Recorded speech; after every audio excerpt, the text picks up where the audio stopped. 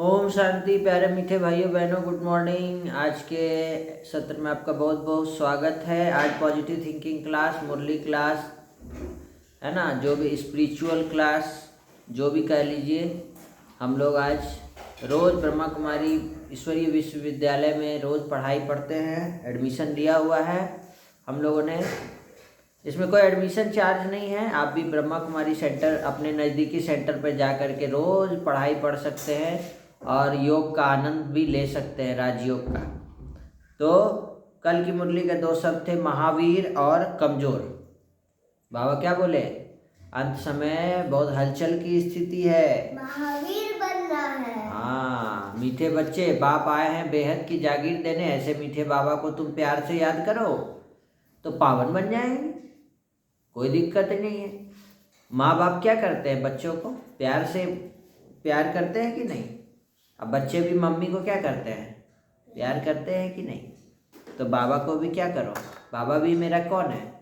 बाबा भी मेरा मम्मी है, बाबा भी मेरा पापा है, बाबा भी मेरे दादा है, बाबा भी मेरे दादी है, बाबा भी मेरे अंकल हैं, बाबा भी मेरे आंटी है। बाबा से सर्व संबंध है। वो है ना गीत, वो जो एक आत्मा ने, एक बुजुर्ग महिला ने वो गीत गाया था, सब बाबा से सर्व संबंध का। वो यूट्यूब पर बहुत वायरल हुआ।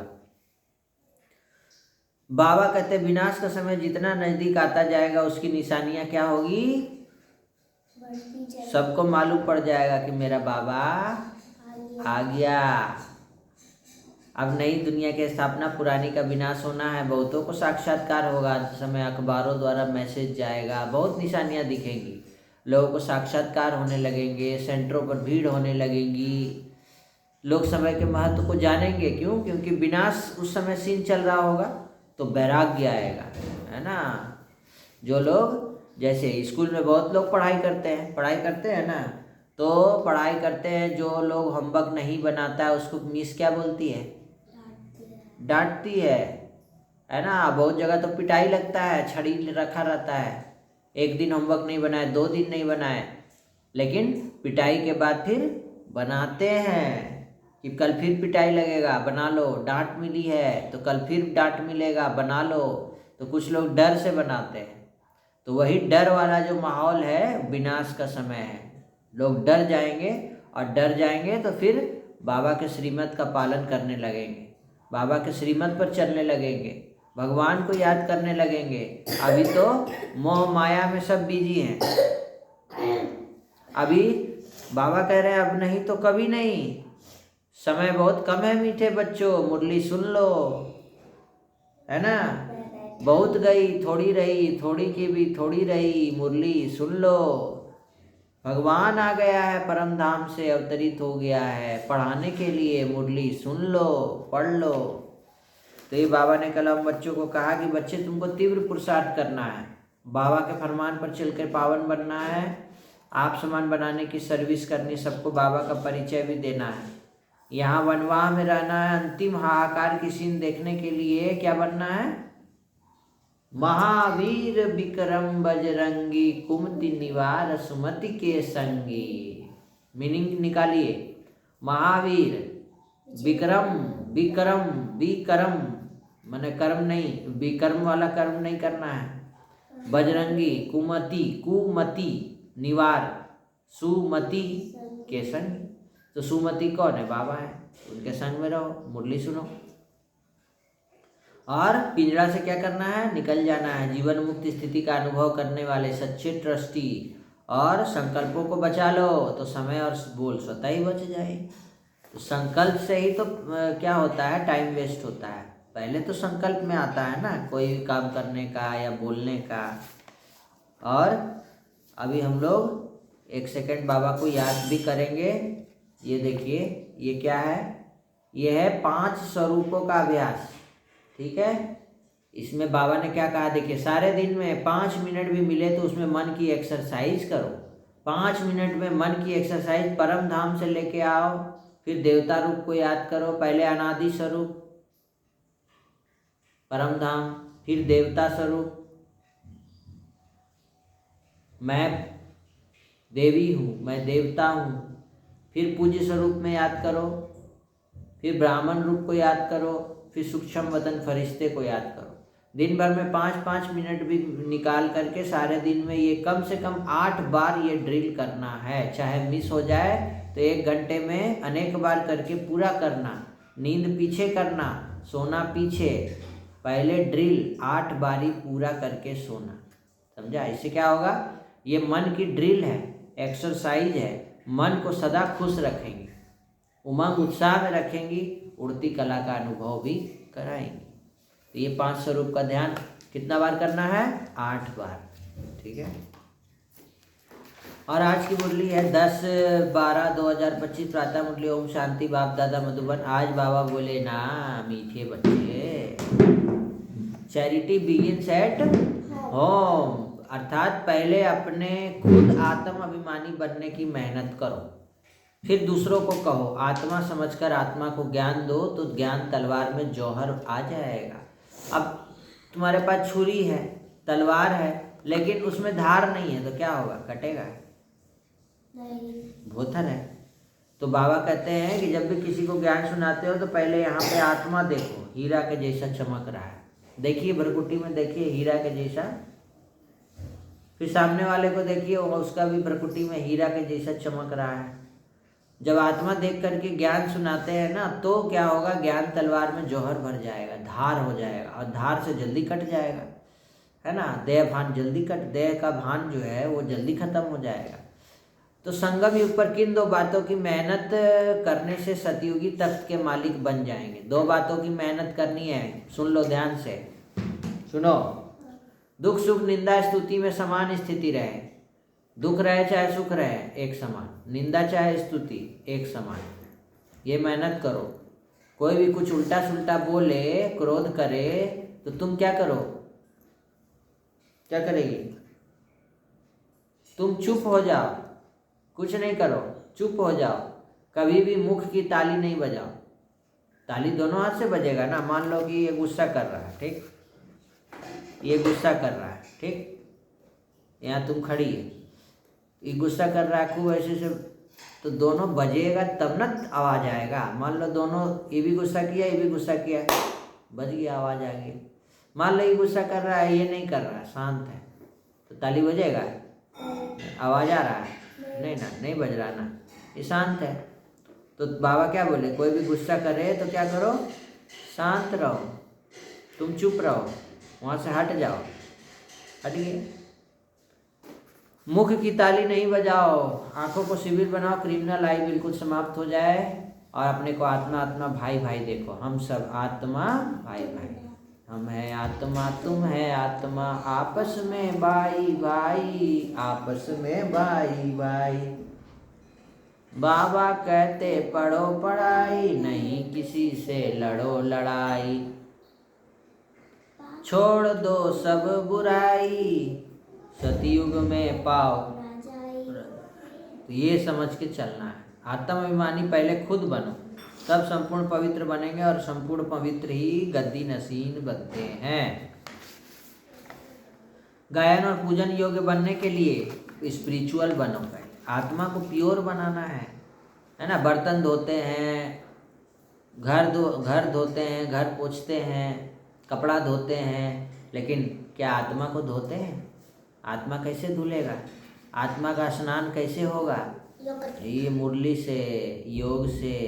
तो इसको मिस नहीं करो, ये डेली करना है। बाकी सब चीज़ें तो क्या है? अपवित्र बना रही हैं, लेकिन बाबा का ज्ञान से पवित्र बन रहे हैं। आत्माभिमानी बनने की मेहनत करनी है। मनमना भाव के अभ्यास द्वारा अपार खुशी में रहना है। स्वयं को आत्मा समझकर आत्मा से बात करनी है। आँखों को सिविल बनाना है। तीसरा नेत्र है ना, उससे देखना। यहाँ जो नेत्र बाबा खोल दिया है, उससे सबको देखो। मैं आत्मा, तुम भी आत्मा। मैं बाबा का बच्चा, तुम भी बाबा के बच्चे, है ना? मैं भी अच्छा, तुम भी अच्छे। मैं भी शुद्ध, तुम भी शुद्ध। मैं भी पवित्र, तुम भी पवित्र। दोनों परम धाम से बैठे हैं, परम धाम से आए हैं। किसी का कोई दोष नहीं है। सब ड्रामा में अपना अपना पार्ट प्ले कर रहे हैं। उसको ड्रामा में उस वैसा पार्ट किसने दिया? बाबा ने दिया। वो अपना पार्ट बहुत अच्छे से प्ले कर रहा है, आप भी अपना पार्ट बहुत अच्छे से प्ले करो, बस सिंपल है, सदा सुखी रहेंगे। मास्टर रचयिता की स्टेज द्वारा आपदाओं में भी मनोरंजन का अनुभव करने वाले संपूर्ण योगी भव। कोई भी आपदा भी आती है तो उसमें आप मनोरंजन का अनुभव कर रहे हैं, डर नहीं रहे। क्यों? क्योंकि भगवान की छत्र छाया में मास्टर रचयिता है, आप तो रचयिता बाबा है, हम सब मास्टर रचयिता की स्टेज पर बैठे हैं। भगवान शांति के सागर है तो हम लोग मास्टर शांति के सागर है। तो क्या बोले, मास्टर रचयिता की स्टेज पर स्थित रहने से बड़े से बड़ी आपदा एक मनोरंजन का दृश्य अनुभव होगी। जैसे महाविनाश की आपदा को भी स्वर्ग के गेट खुलने का साधन बताते हो, है ना, ऐसे किसी भी प्रकार की छोटी बड़ी समस्या व आपदा मनोरंजन का रूप दिखाई दे। हाय हाय के बजाय क्या निकले, ओहो शब्द निकले, वाह वाह निकले। दुख भी सुख के रूप में अनुभव हो, दुख सुख की नॉलेज होते हुए भी उसके प्रभाव में ना आए। दुख को भी बलिहारी सुख के दिन आने की समझें कि बलिहारी सुख के दिन आने वाले हैं, इसलिए तो दुख आया है। अभी दुख गया सुख आया, अब रात आ गया, फिर दिन होगा, अब फिर रात आ गया तो क्या रोएंगे? रात हो गया, नहीं ना, सुबह हो जाएगा, वेट करो, तब कहेंगे संपूर्ण योगी ऐसी स्थिति वाले। स्लोगन है, दिल तख्त को छोड़ साधारण संकल्प करना, अर्थात धरनी में पांव रखना है। दिल तख्त को छोड़ दिए, भगवान के दिल तख्त को छोड़ करके बहुत साधारण संकल्प कर रहे हैं। अरे सब बर्बाद हो गया, सब कोई अच्छा नहीं है, सब गड़बड़ हो रहा है, सब टेंशन में है, परेशान। ये सब क्या बोल रहे हैं आप? क्या बोलना क्या है? मैं शांत स्वरूप हूँ, भगवान मेरे साथ है, मेरे साथ जो होगा बहुत अच्छा हो। बोलना है तो पॉजिटिव बोलिए, नहीं तो चुप रहिए। क्या अव्यक्त इशारे में आज का है, कर्मातीत की कर्म करते तन का भी हल्कापन, मन की स्थिति में भी हल्कापन। तो अभी मन को हल्का करने के लिए क्या बोले? स्वदर्शन चक्र फिराओ, वो 5 स्वरूपों का ध्यान बताया ना योग बाबा। कर्म की रिजल्ट मन को न खींच ले, क्या हुआ कैसे हुआ, जितना ही कार्य बढ़ता जाए उतना ही हल्कापन भी बढ़ता जाए। कर्म अपनी तरफ आकर्षित नहीं करे, लेकिन मालिक होकर कर्म कराने वाला करा रहा है। करण करावनहार बाबा है, कराने वाला करा रहा है और करने वाले निमित्त बनकर कर रहे हैं। ये अभ्यास बढ़ाते जाओ तो संपन्न कर्मातीत सहज ही बन जाएंगे, समझा? तो आज की मुरली से सम्मान ले लीजिए, मैं संपूर्ण योगी आत्मा हूँ। कॉपी में लिख लो, होमवर्क बनाना। और आंखों को सिविल बनाने बोले तो सिविल और भ्रष्ट, ये 2 शब्द हैं। आंखों को रावण ने क्या किया? भ्रष्ट बना दिया। बाबा क्या कर रहे हैं? आंखों को सिविल। तो सिविल बनने के लिए क्या करना होगा? मैं आत्मा हूँ, सामने वाला भी आत्मा है, हम सब आत्मा भाई भाई हैं, हम सब भगवान के बच्चे हैं और बहुत अच्छे हैं, सब अच्छे हैं, सबका कल्याण है। तो ये 2 शब्द भी लिख लीजिए और सम्मान लिख लिए। ये है मधुबन से लाई है, इस बुक का नाम है सहज रसोई, अग्नि रहित पाककृत का संकलन। इसमें ऐसे भोजन हैं जो देवी देवताएं भोजन करते हैं, जिसको बनाने के लिए आग की ज़रूरत नहीं पड़ती है। कोई गैस नहीं, कोई चूल्हा नहीं, कोई गैस चूल्हा नहीं। जैसे कुछ रेसिपी मैं बताता हूँ ये आने वाले समय में, जैसे ग्रीन वेज ढोकला, हरी मटर की टिकिया, नारियल दूध दड़पे पोहे, साबूदाना दही भात, टमाटर की चटनी के साथ बटाटा बड़ा, खट्टा मीठा गेहूं का मुरमुरा, ओवरनाइट ओट्स, ओट मिल पॉरिज, कीटो बर्गर, भरवा टमाटर और खीरा। तो इसमें टोटल आपको 72 रेसिपीज़ दिए हुए हैं, जिसको बनाने के लिए आग की ज़रूरत नहीं पड़ती है। भोजन अपने आप ही तैयार हो जाता है बिना आग के, बिना गैस चूल्हा के। आग में पकाने से क्या होता है, जो भी उसके पौष्टिक चीज़ें होती हैं वो क्या हो जाती हैं, उसका वैल्यू ख़त्म हो जाता है। और बिना आग में पकाए जब खाया जाता है, डायरेक्ट वो सब चीज़ें प्रोटीन अंदर जाती हैं शरीर में। चलिए, तो आज की कहानी हम लोग देखते हैं, बहुत ही मज़ेदार कहानी है। आज की मुरली से क्या सीख मिला आप लोग कमेंट करके बताइएगा। और आज की कहानी आत्मिक स्मृति पर है। ठीक है, आत्मिक स्मृति बहुत सुंदर। आत्मिक पहचान की अनदेखी का दर्द। देखिए आत्मिक पहचान की अनदेखी का क्या दर्द होता है। एक बहुत पुरानी पर दिल को छू जाने वाली कहानी है। एक माँ और उसका इकलौता बेटा रहता है। दोनों के जीवन यापन का सहारा उनकी एक सुंदर सी बगिया, जहाँ माँ की मुस्कान फूलों की तरह खिलती थी और बेटा उन फूलों में अपनी पूरी दुनिया देखता था। एक दिन माँ अचानक बीमार पड़ गई। शरीर जवाब देने लगा। डॉक्टर ने आराम करने को कहा तो माँ सिर्फ यही सोचती रही कि मेरे फूलों का क्या होगा, कहीं वो मुरझा ना जाए। बेटे से माँ की चिंता देखी नहीं गई। उसने माँ का हाथ थाम कर कहा, माँ जब तक मैं हूँ बगिया का एक भी फूल नहीं मुरझाएगा, तुम बस ठीक हो जाओ। कुछ दिन बाद माँ की तबीयत सुधरी। धीरे धीरे वह अपनी प्यारी बगिया पहुँची, लेकिन जैसे ही चारों ओर देखा पूरा बगिया सूखा पड़ा था। पत्तियाँ झड़ चुकी थी, फूल बेजान थे, जैसे किसी ने उसकी रूह ही छीन ली हो।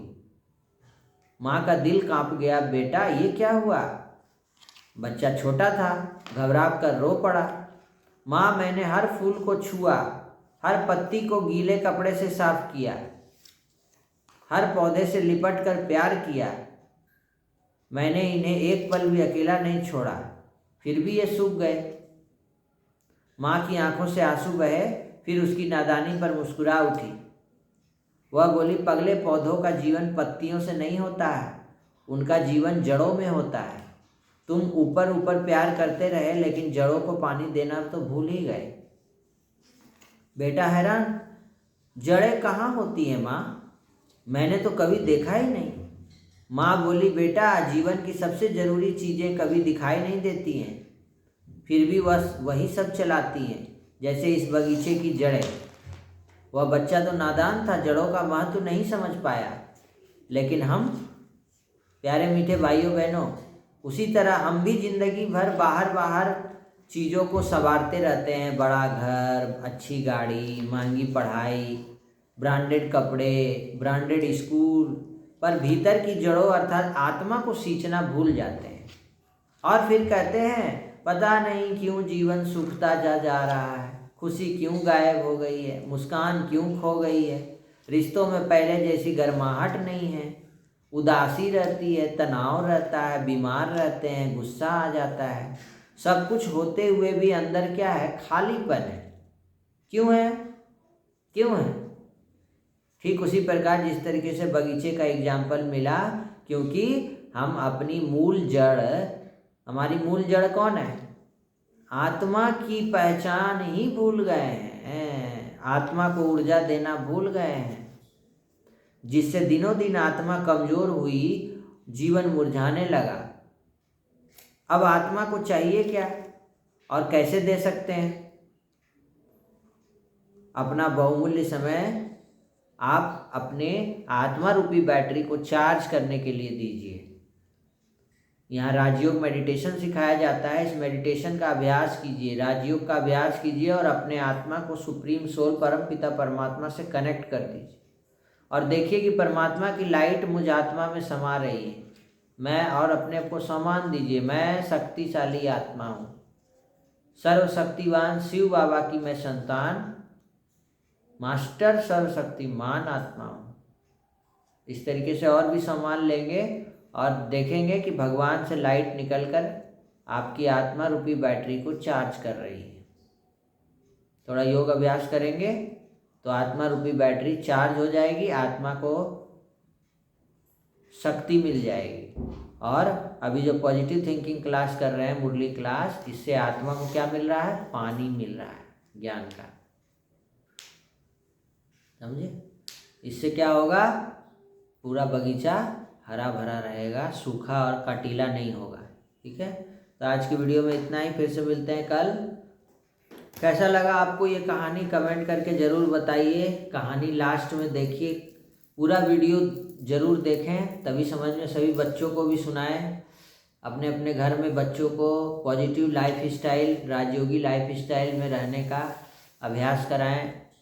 सुबह सुबह उठाएं, मॉर्निंग वॉक में जाएं, साइकिलिंग करें, ये सब एक्टिविटी बढ़ाएं। ओम शांति, धन्यवाद।